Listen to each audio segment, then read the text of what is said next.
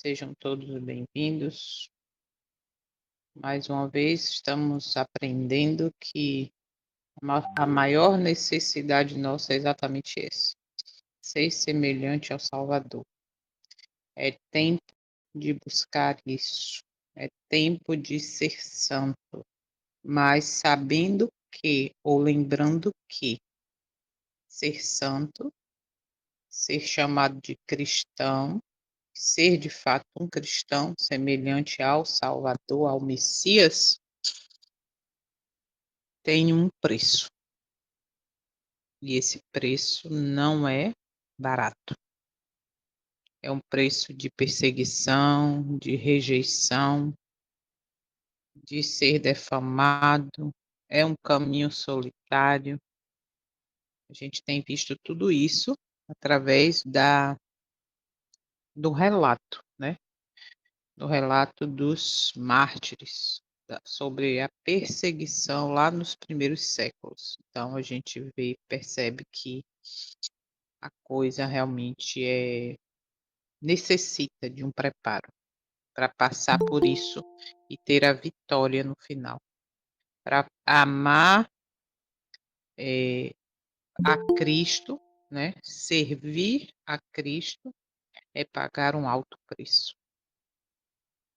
É abrir mão de muitas coisas, entendeu? É entender que não é estar em meio à multidão porque a maioria faz, porque a maioria disse, porque a maioria coloca em prática. E a gente viu aqui que a grande maioria que professava, que vestia camisa, que vivia em forma de piedade, estavam misturados com o mundo, né? Com o paganismo, com a idolatria, com doutrinas erradas. A fé não era pura. O culto tinha coisas, doutrinas humanas, cerimônias idolátricas. Então a gente percebe nesse capítulo que é um retrato, como eu botei no primeiro slide que a gente vai ver já já, que é a frase, como eu falei, que identifica muito, é que o passado ilumina o futuro. Então eu creio que não só na minha visão, né, em estudar, em preparar, em pesquisar tudo que a gente tem visto, mas na visão de cada um também, vocês que aparecem na sala ou que assistem depois, mudou em relação exatamente a isso. A gente lia, né, quem já leu aí O Grande Conflito, mas lia realmente como história, como o que já aconteceu, que foi com os mártires e tal, mas pelo menos eu, como eu falei, meus olhos não estavam abertos a trazer isso para a nossa realidade e entender, né, o caminho que eles pisaram, né, o relato de vida deles é um grande exemplo para os fiéis no tempo do fim. E aí é onde eu tenho que me posicionar. Eu vou estar no grupo, porque como a gente viu também nesse capítulo, o cristianismo é dividido, ou o protestantismo é dividido em 2 grupos.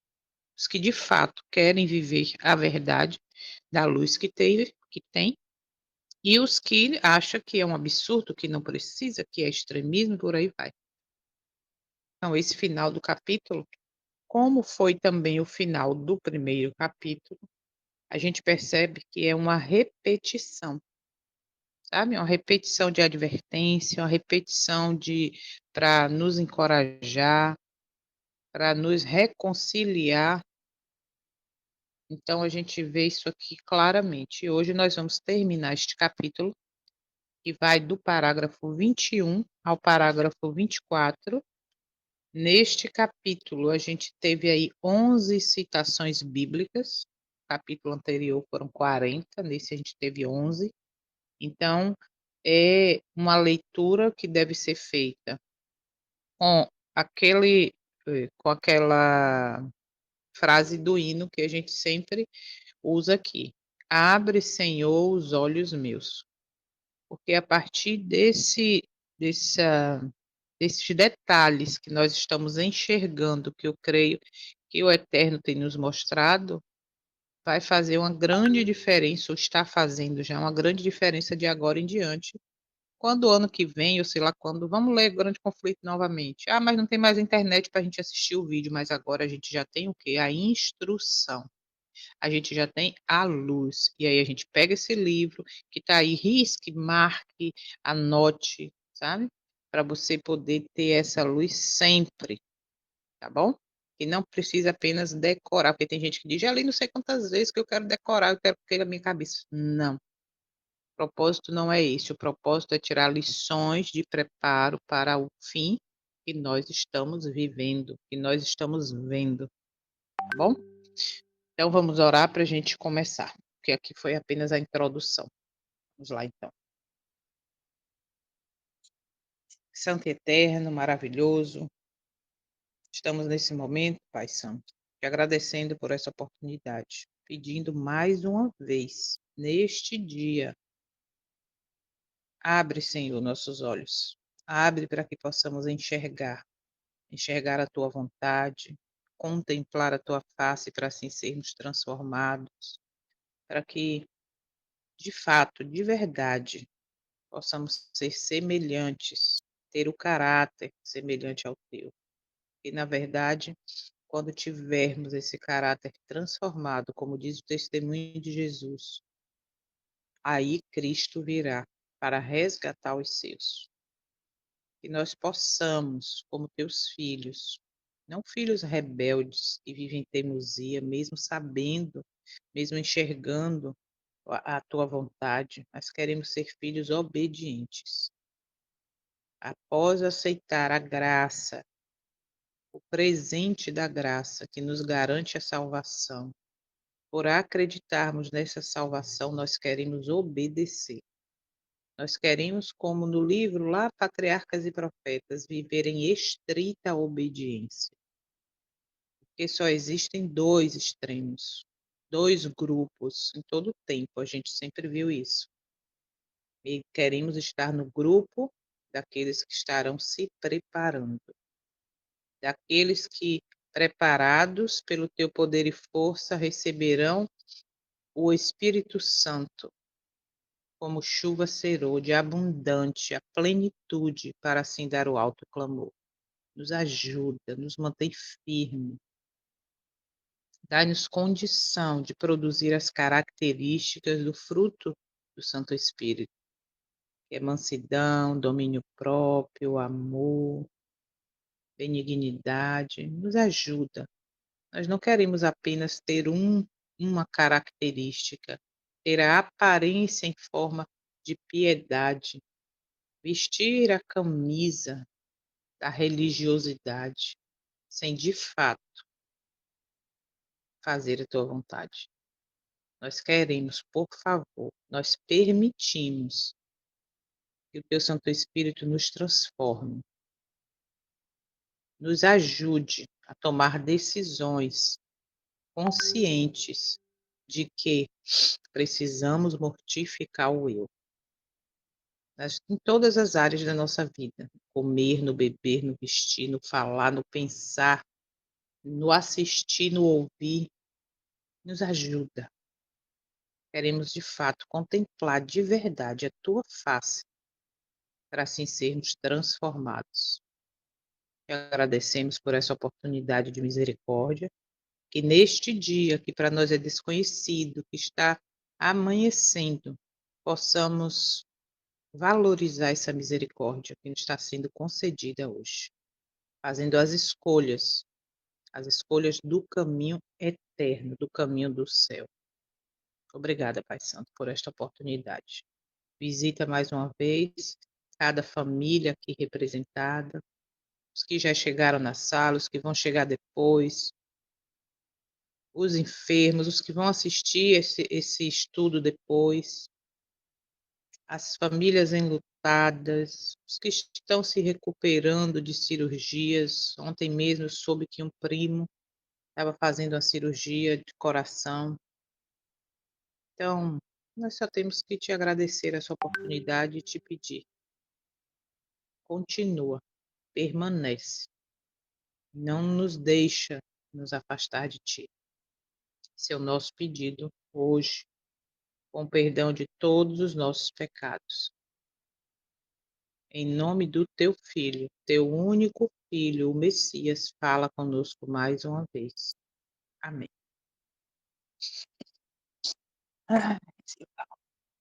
Vamos lá, então? A partir do parágrafo 21. Vamos lá. A misteriosa providência que permite sofrerem os justos perseguição às mãos dos ímpios tem sido causa de grande perplexidade a muitos que são fracos na fé. Alguns se dispõem mesmo a lançar de si a confiança em Deus, por permitir ele que os mais vis dos homens prosperem, enquanto os melhores e mais puros são afligidos e atormentados pelo cruel poder daqueles. Como, pergunta-se, pode aquele que é justo e misericordioso, e que também é de poder infinito, tolerar tal injustiça e opressão? É esta uma questão com que nada temos que ver.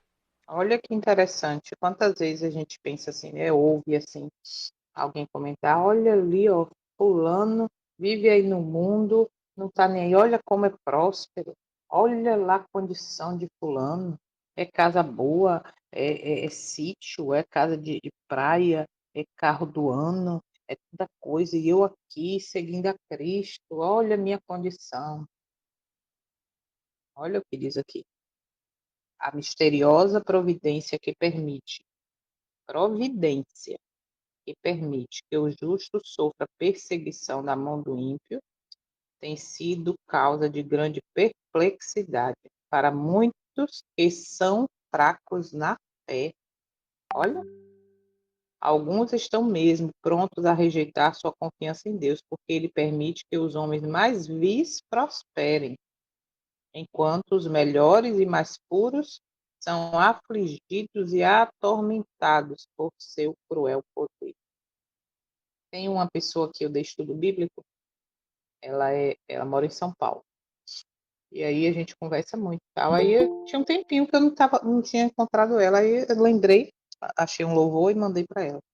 Aí perguntei, e aí, como é que você tá? Ela falou, ô, Jô, eu tô aqui, agora eu tô trabalhando no hospital, mas continuo sendo perseguida, humilhada, entendeu? Continuo, mas eu não desisto. O Senhor é comigo. Mas você sabe que o inimigo tem raiva e tal. Então a gente percebe que isso é uma realidade.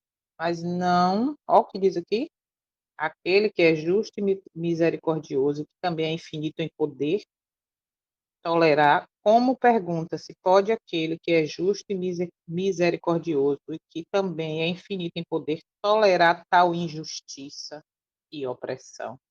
E aí a resposta é: essa é uma questão com que nada temos que ver.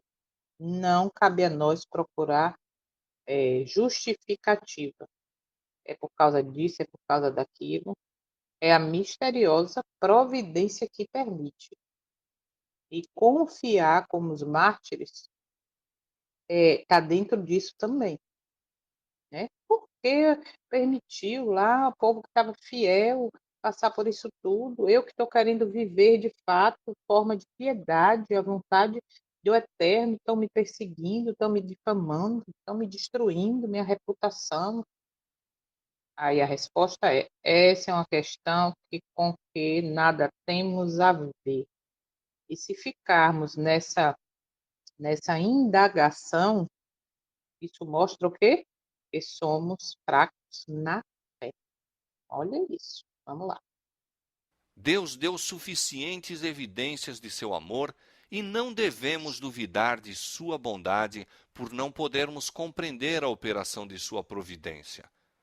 Disse o Salvador a seus discípulos, prevendo as dúvidas que lhes oprimiriam a alma nos dias de provação e trevas. Lembrai-vos da palavra que vos disse: não é o servo maior do que o seu senhor. Se a mim me perseguiram, também vos perseguirão a vós. Jesus sofreu por nós mais do que qualquer de seus seguidores poderá sofrer pela crueldade de homens ímpios. Os que são chamados a suportar a tortura e o martírio não estão senão seguindo as pegadas do dileto Filho de Deus. É interessante porque hoje a vitória de Cristo, né, o evangelho, vamos dizer assim, ele foi modificado para um evangelho da vitória, você consegue, você vai ter, venha. Antes tinha até uma frase, né, que dizia assim, pare de sofrer. Isso é bíblico, porque o próprio Messias falou assim, ó, não é o servo maior do que o seu senhor? Se a mim me perseguiram, também vos perseguirão a vós. Nós temos o evangelho nas mãos, mas quando ficamos igual a Jô, ficou aí 20 e tantos anos sentado no banco, de fato, se alimentando só do assim diz o pregador, eu não entendia isso de fato. Nós não somos preparados para isso, para ser fiel e passar pela perseguição e sofrimento que Cristo passou. Aí nós pulamos essa parte, né? Aceitamos, entendemos o Natal, opa, festa pagã, mas vamos lá, não é o contexto agora. Mas eu digo assim, aceitamos, comemoramos o nascimento de Cristo, todos os milagres, a ressurreição, e aí pula essa parte de que se prepare, permaneça fiel. Cristo foi perseguido, você também vai ser, se for fiel. E aí é bem claro aqui, ó, aqueles que são chamados a suportar a tortura e o martírio não estão, senão, seguindo as pegadas do amado Filho de Deus. A pergunta para mim e para você é: eu estou me preparando com a fé verdadeira, a fé de Cristo, para seguir as pegadas dele? Entende isso como é sério? Como é profundo? Como a gente está distante de uma realidade necessária para vencer, para estar preparado para passar por isso? Então, mais algo aí profundo para a gente meditar, né? Nesse preparo, nessa necessidade de preparo. E nós estamos, muitas vezes nós estamos bem distante dessa realidade, né? De querer, não é nem querer, é de fato estar preparado. Então, vendo agora esse parágrafo, tirando lições dele, né? Comparando o passado com o presente, foi como eu falei na introdução, o passado ilumina o futuro. O passado não é só uma história. Ah, vamos ver a vida dos mártires como foi. Oh, não. O passado, essa história, ou melhor, esse relato verdadeiro, né? Esse registro tem algo para me dizer. Eu devo tirar algo dessa lição do passado, inclusive do sofrimento de Cristo para a minha vida, como preparo. Como eu falei, a gente passa a parte do sofrimento, da perseguição, da humilhação, do caminho solitário que Cristo passou, já vai direto para a vitória. Só que antes da vitória, teve um preço, por mim e por você. Vamos lá. Paralelo em tópicos do trecho. Perseguição do justo e a providência divina. Ponto 1. Dúvida e perplexidade diante da injustiça. Muitos se confundem ao ver os ímpios prosperando e os justos sofrendo. Essa realidade abala a fé de alguns.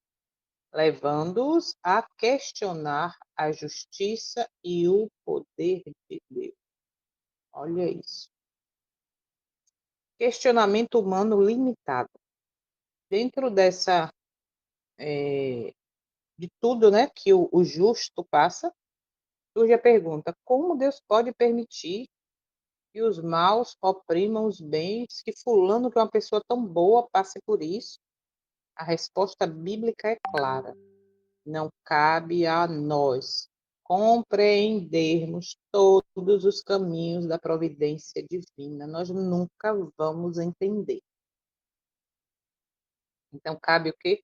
Confiar, pedir força e poder para estar preparado para os dias em que vivemos. Ponto 3. Confiança baseada em evidências do amor de Deus, do Eterno.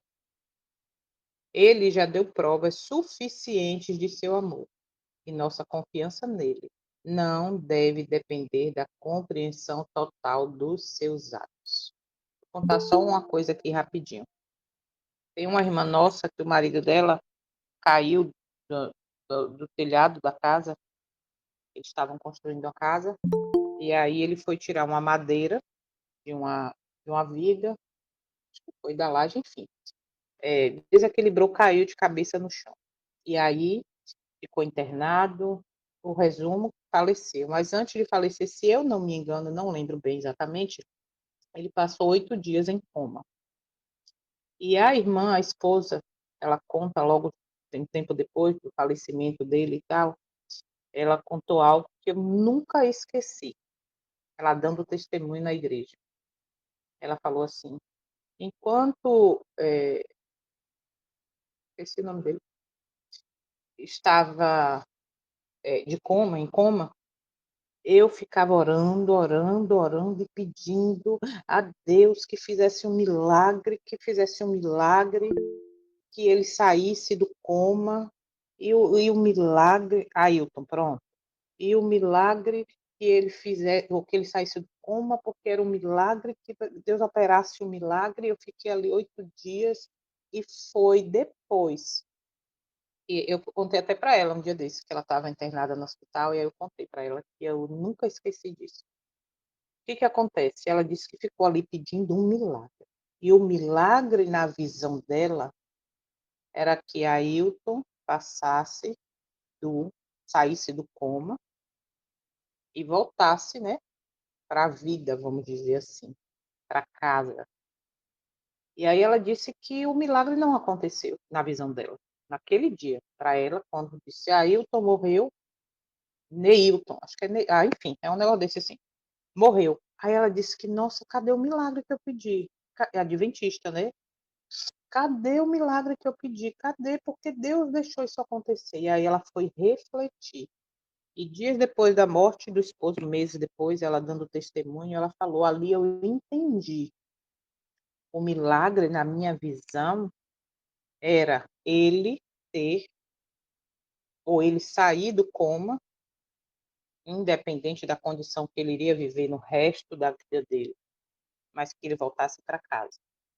Mas o milagre o Senhor fez naquele dia, foi quando Ailton faleceu. E aí a gente para pensar assim, como assim? Ela falou, naquele dia eu entendi. Porque quando eu pedi para ele sair do coma, eu não imaginei que ele podia estar ou ficar com algum problema, né? Ficar numa cama o resto da vida, etc, etc. E aí naquele dia minha oração passou a ser diferente. Passou a ser: Senhor, faça com que eu aceite os teus planos e não entenda. Porque muitas vezes nós não vamos entender o porquê o Eterno permitiu isso ou aquilo outro. Eu estava conversando isso com meu marido esses dias, e um irmão aqui de um bairro que tem aqui em Itabuna, Monte Cristo, é adventista também, estava de moto, aí se atrapalhou ali no trânsito e tal, caiu da moto e veio um ônibus e passou por cima da cabeça dele. Aí você diz assim, por quê? Eu falei para meu marido, eu falei assim, por quê? Como assim? Como é que Deus permitiu uma coisa dessa? mas a gente não sabe de nada. A gente não tem a visão que o Eterno tem. A gente nunca vai compreender por que que ele permite. Eu entendo assim, foi da vontade dele que acontecesse isso com o irmão, com o esposo da Yolanda? Foi a vontade dele que esse irmão tivesse esse acidente com esse ônibus? Eu tenho certeza que não foi, não é a vontade dele. Mas por que que ele permitiu? Nós nunca saberemos. Entende? Então, confiar, acreditar, não depende da compreensão total do que acontece, dos atos do Eterno. Foi o que a Holanda começou a orar. Ela disse: a partir daquele dia eu falei, Senhor, não, olha, por favor, me ajuda a aceitar o que acontece, porque eu confio em Ti. Eu não quero entender, porque eu não vou entender por que que meu marido caiu, por que que ficou 8 dias, mas hoje eu entendo que aquele 8 dias o Senhor estava me preparando para o milagre que eu não esperava, que foi exatamente ele ter falecido. Então, são coisas que a gente não vai entender, tá? E a fé envolve exatamente isso. Por exemplo, Cristo, quando ele estava ali, na aflição da morte, que ele transpirou grandes gotas de sangue, diz o testemunho, não foi apenas gotas de sangue, foram grandes gotas de sangue, pela aflição, pela angústia daquele momento, que ele chega até ali, né, no ápice do sofrimento, ele diz, Pai, se possível, afasta de mim esse cálice, mas que não seja feita a minha vontade, mas a tua. A gente lembra desse momento na hora de uma aflição? A gente lembra desse momento na hora da angústia? A gente compreende o que vem depois? Não, porque a gente não sabe, entende? Então, a confiança baseada em evidências do amor de Deus. Deus já deu prova suficiente de seu amor para mim e para você.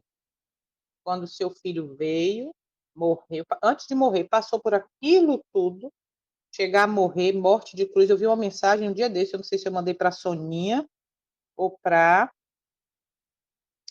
Célia, enfim, eu não lembro. Eu estava conversando com alguém. Uma mensagem que a pessoa fala assim: a cruz não é motivo de orgulho. A cruz era um símbolo de vergonha. A cruz foi um símbolo de vergonha, porque quem era morto na cruz era o pior dos piores. E muitas vezes a gente se agarra na cruz, entende? Se agarra como se fosse lindo, bota no pescoço, pendura, bota ali, bota do lá. A cruz era e foi motivo de vergonha. Nos garantiu a vitória, sim, porque depois da cruz veio a vitória, veio a ressurreição. Mas antes dessa vitória, houve vergonha, houve humilhação e tudo que a gente sabe. Então, é nessa colocação, isso, coloca na frente da igreja misericórdia. Então, e tudo isso, quando a gente vai meditar profundamente, já é prova suficiente do seu amor. Ok? Jesus advertiu seus discípulos. O Messias avisou que seus seguidores sofreriam perseguições, como ele próprio sofreu, como a gente já viu aí, João 15, verso 20. O sofrimento dos justos os identifica, observa, o sofrimento dos justos os identifica com o Messias. Os que sofrem perseguição e martírio estão seguindo os passos do Messias. O Messias sofreu mais que qualquer fiel. Portanto, o sofrimento do cristão é uma honra de companheirismo com o Filho de Deus, com o Filho do Eterno. Eu pergunto, será que nós estamos preparados para isso? Para seguir literalmente os passos do Messias? Então, temos muita coisa para meditar. Parágrafo 22 e 23. O Senhor não retarda a sua promessa.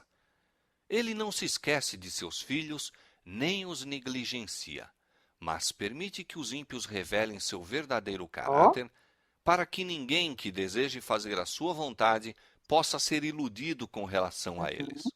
Outros sim, os justos são postos na fornalha da aflição, para que eles próprios possam ser purificados, para que seu exemplo possa convencer a Olha, outros da realidade da fé e piedade, e também para que sua coerente conduta possa condenar os ímpios e incrédulos.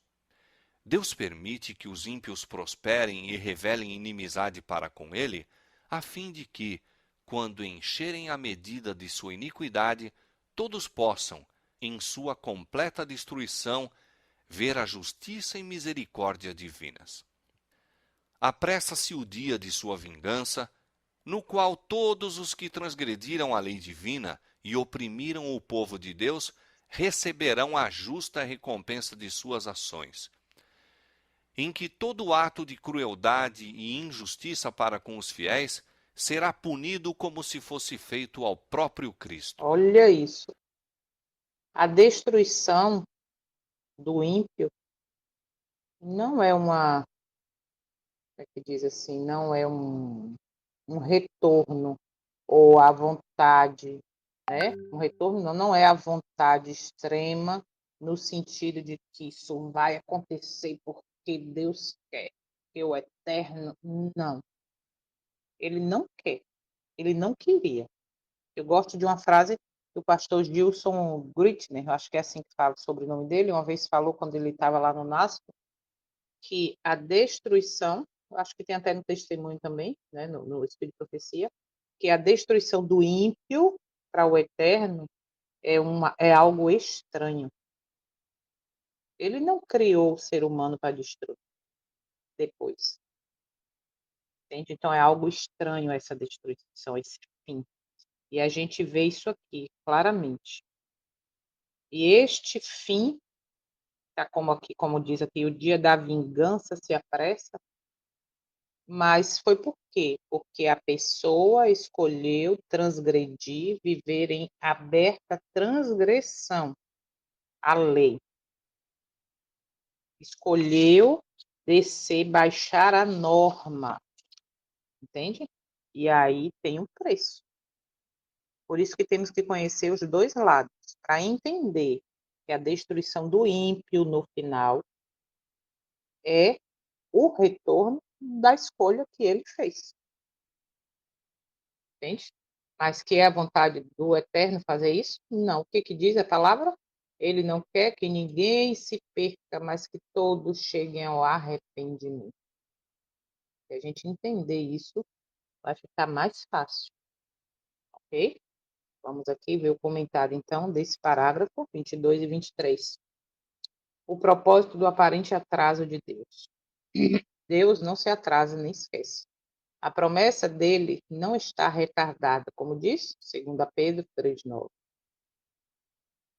Ele não se esquece de seus filhos, nem os negligencia.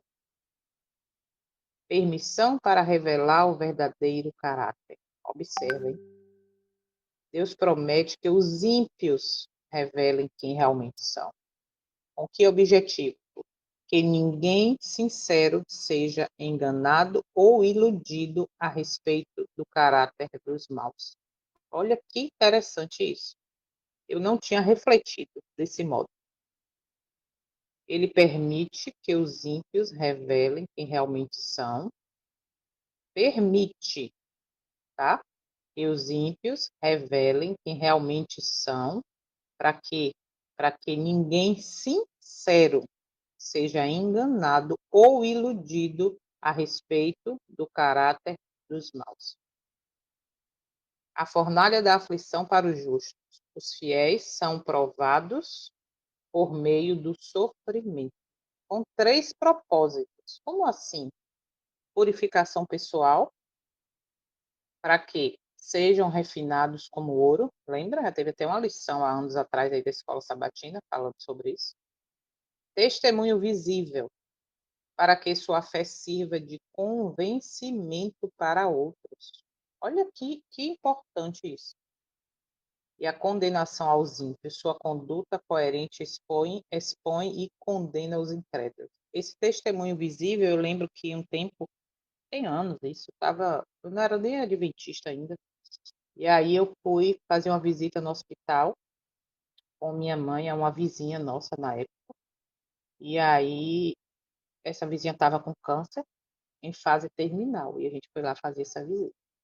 Chegando lá, a vizinha era adventista, eu nem sonhava em ser, nem sabia o que era ser adventista, mas essa vizinha era, e a gente foi fazer essa visita, e eu lembro disso. Quando a gente saiu do hospital, minha mãe comentou assim: como pode, fulana, eu lembro o nome dela agora, fulana, numa doença dessa, minha filha, na condição que ela tá, e a mulher fala numa fé, numa alegria que o corpo é passageiro, que ela sabe que um dia ela vai ressuscitar num corpo tal, e aquilo impactou a gente assim de modo. Como pode uma pessoa ter uma fé no leito de morte, praticamente? É isso. Para que a minha fé e a sua, no meio dessa aflição, sirva de convencimento para os outros. A fé pura. E a condenação aos ímpios, sua conduta coerente expõe e condena os incrédulos. Então a gente vê que a fornalha tem um porquê. Lembra que foi na fornalha que Nabucodonosor, né, ali viu a Cristo, entendeu, né, e o coração dele ali foi movido naquele momento também por aquele testemunho, e aí não é diferente. Então a fornalha para os três, Ananias, Azarias, Misael e Azarias, serviu aí de um grande testemunho. A prosperidade dos ímpios e a justiça do Eterno. Prosperidade permitida pelo Eterno temporariamente, com mil P aqui, ó, permite que os ímpios prosperem, também permite que revelem sua inimizade contra ele, e o objetivo disso que alcancem a medida de sua iniquidade, ou seja, o limite da maldade. Entende? O caráter é revelado.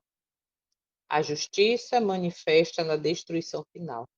Quando se completa a medida da iniquidade, o Eterno executa juízo. A destruição dos ímpios será prova visível, visível, para quem? Para o universo e para o mundo, da justiça e misericórdia de Deus. Então, a gente entender isso traz até um alento, né? O dia da vingança se aproxima, como a gente viu aqui no parágrafo 23. Deus está aguardando o tempo certo. Apressa-se o dia de sua vingança.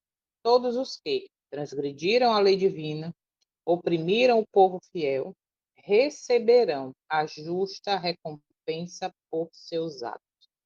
Eu não tenho como plantar feijão e colher manga. Plantar manga e colher quiabo. Cada ser humano vai colher o quê? A recompensa vai ser diante da escolha que fez. Que caminho eu vou tomar? O caminho da fidelidade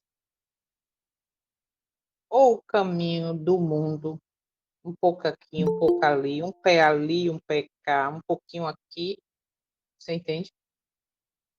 A, a, a recompensa é de acordo ao que as escolhas que eu estou fazendo hoje, agora. Ponto 4 diz que Cristo se identifica com os oprimidos. Cada ato de crueldade contra os fiéis será punido como se fosse ao próprio Cristo. E ele fala, né? Quando fizestes, a mim o fizeste. Então, a gente tem que entender isso.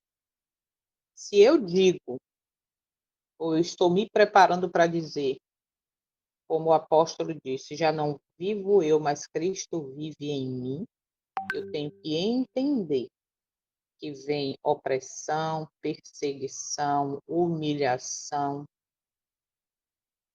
Por quê? Porque eu estou sendo um Cristo e como Cristo, no passado, o Messias foi rejeitado, foi colocado de canto, foi humilhado e etc, etc, como a gente sabe. Mas o dia do, da colheita está chegando. E o que vai fazer a diferença é a minha escolha e a sua. O que é que eu estou escolhendo? Eu estou plantando semente nas coisas do céu ou estou plantando as sementes nas coisas do mundo, mesmo revelando, ou melhor, revelando não, dizendo que sou cristão evangélico protestante. E é aí que vai fazer a diferença na minha e na sua vida. Muito bem. Vamos para o último parágrafo deste capítulo.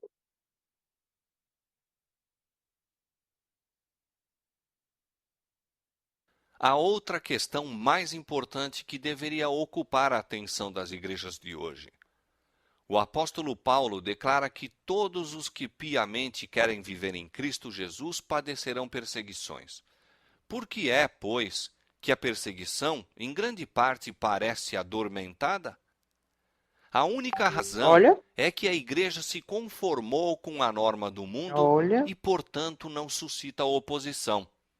A religião que em nosso tempo prevalece não é a do caráter puro e santo que assinalou a fé cristã nos dias de Cristo e seus apóstolos. É unicamente por causa do espírito de transigência com o pecado, por serem as grandes verdades da palavra de Deus tão indiferentemente consideradas, por haver tão pouca piedade vital na igreja, que o cristianismo é aparentemente tão popular no mundo. Haja um reavivamento da fé e poder da igreja primitiva, e o espírito de opressão reviverá, reacendendo-se as fogueiras da perseguição. então, que parágrafo forte e necessário. A outra e mais importante questão que deveria chamar a atenção das igrejas de hoje. O apóstolo declara que todos os que piamente querem viver em Cristo perseguirão ou padecerão perseguições. Todas as igrejas de hoje, todos esses povos que se dizem fiéis, que se dizem cristãos, que dizem ser protestantes, que vestem a camisa da religiosidade. Entende? E aí vem. Por quê? Pois que a perseguição parece em grande parte adormecida. Agora, por que em grande parte? Porque para a maioria do mundo evangélico não existe perseguição, tá tudo certo na Bahia. Desculpa aí a quem não é da Bahia, tá? É uma frase comum. Tá tudo certo. Não está. Se eu não estou sendo perseguido por querer viver em forma de piedade, de estrita obediência, algo de errado não está certo. Você sabe por quê? Porque quem vive em Cristo, por Cristo, com Cristo, sofre perseguição. E eu não digo essa perseguição dos mártires de já ir direto lá para o, como é? O Coliseu para ser crucificado, queimado vivo, não. Eu falo perseguição no meio da família, no sentido não só família, né? Marido, mulher, filho, pai, não. Eu digo família, família de fé também. E olha por quê? Porque se eu não estou sendo perseguido, se a perseguição não está chegando a mim de alguma forma, está faltando. Olha só isso aqui, ó. A única razão que a igreja se conformou com os padrões, a única razão é que a igreja se conformou com os padrões mundanos e, portanto, não. Pronto, amigo, opressão psicológica também. Ó, a única razão é que a igreja se conformou com os padrões mundanos e, portanto, não desperta oposição. Você não ouve mais falar em protestantismo. Hoje é o quê? Cristianismo, evangélico. Eu sou crente, eu sou evangélico. E o protestantismo não existe mais? A perseguição aqui com os, para quem está respondendo as questões, ou quem não respondeu ainda, a perseguição aqui contra esses fiéis, que era a igreja na época, que representava Cristo, era exatamente pela fidelidade. Eles não aceitavam as coisas do mundo dentro do culto. Eles não aceitaram a idolatria, não aceitaram as doutrinas humanas. Creio que não aceitavam as festas pagãs, entende? Então, se conforma, ó, a religião, a única razão é que a igreja se conformou com os padrões mundanos e, portanto, não desperta oposição. A religião corrente em nossos dias não é, olha que triste isso, daquele caráter puro e santo que marcou a fé cristã nos dias de Cristo e seus apóstolos. É unicamente, ó, é unicamente por causa do espírito de transigência com o pecado que as grandes verdades da palavra de Deus são tão indiferentemente consideradas. Isso aí não interessa, isso aí é do passado, isso aí foi para o judeu, isso aí, entende? Porque há tão pouca piedade vital na igreja que o cristianismo é aparentemente tão popular no mundo. Mas olha a frase final. Haja um reavivamento da fé pura, e poder da igreja primitiva, e o espírito de perseguição será revivido, reacendendo-se os fogos, ou fogo, né, a fogueira da perseguição. Então, analise sua vida. Se você hoje não está sendo perseguido, se essa fogueira, né, na representatividade aqui da perseguição, não está literalmente acesa para o seu lado, para o que você acredita, para o que você vive, ainda estamos bem distantes dessa realidade. Está, de fato, vivendo em forma de piedade. Porque aqueles que vivem serão perseguidos, como Cristo foi. E vamos para as observações do último parágrafo, que diz assim: fidelidade autêntica. Fidelidade autêntica e o retorno da perseguição. Uma questão urgente para as igrejas de hoje, para o povo de hoje, o evangélico, o crente de hoje. 2 Timóteo 3,12. Todos que piamente querem viver em Cristo Jesus padecerão perseguições. Portanto, a ausência de olha, observa isso. A ausência de perseguição deve despertar em mim e em você reflexão e alarme.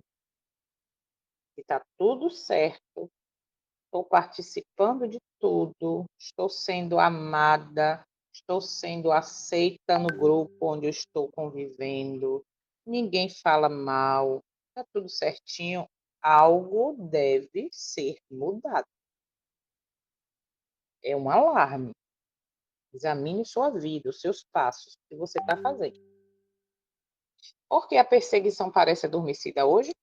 A gente viu aqui claramente, porque a igreja se conformou com o mundo, a fé perdeu sua força de confronto com o pecado.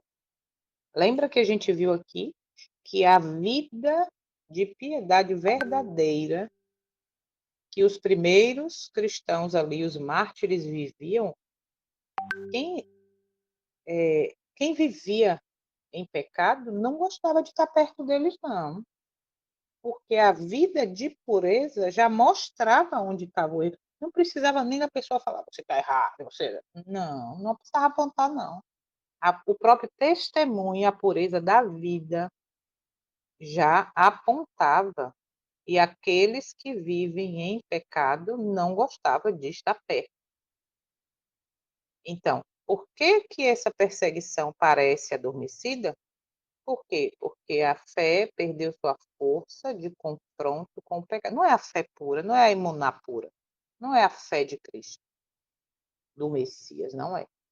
O cristianismo tornou-se popular por quê? Transige com o pecado, despreza grandes verdades bíblicas e tem pouca piedade real. Está aqui os pontos por que o cristianismo hoje é tão popular. Se houver um reavivamento autêntico, ou seja, se a fé e o poder dos cristãos primitivos forem revividos por mim e por você, o espírito de opressão retornará, que já existe, tá? E as fogueiras da perseguição serão reacendidas. Ah, mas essa fogueira não vai ser, não vai ser acendida.